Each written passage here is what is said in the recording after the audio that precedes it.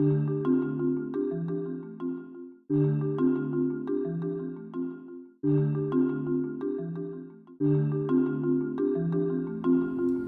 honor of National Nutrition Month, I would also challenge you not only to embrace and celebrate your own foods and flavors, but learn about the food from a different country or culture different than your own.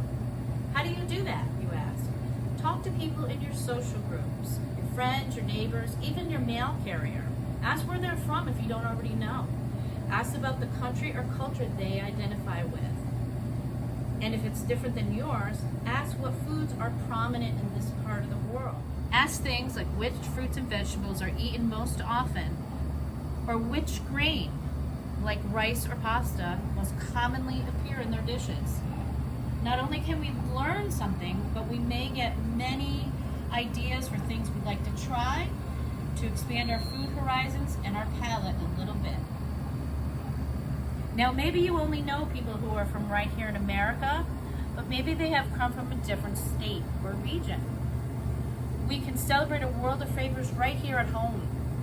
Food availability, preparation, and preference can vary greatly from coast to coast and all places in between. In Texas, they might enjoy a big bowl barbecue, whereas those of us on the East Coast enjoy fresh seafood and chowders. Even within a country, there can be a variety of different cuisines. If you can't find anyone to talk to, there's no shortage of information online or at your local library. One of my favorite things to do in my free time is look at cookbooks. I love getting ideas for new meals for my family. Using resources such as the internet or books is another great way to learn about cuisines from other cultures. Choose one that you're interested in, read up, and then get in the kitchen and get cooking. Not only does celebrating a world of flavors mean appreciating foods and flavors from all over the globe, but it can have the added benefit of helping you to incorporate variety into what's hopefully an already helpful eating plan. Many cuisines feature foods from all of the 5 food groups: vegetables, fruits, grains, protein, and dairy. So in the recommended amounts, it's possible to plan meals that are nutritious, helpful, and also bursting with flavor. Some foods, though, that are traditional to a culture are not exactly healthy. And in those cases, the challenge might be to modify the recipe a little bit to make it a little more helpful.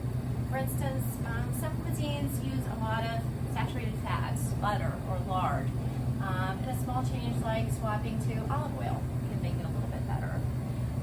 Some cuisines have a lot of salt or sodium in them, and we can modify those by decreasing or possibly eliminating the sodium by really featuring and adding spices, lots of wonderful spices and fresh herbs.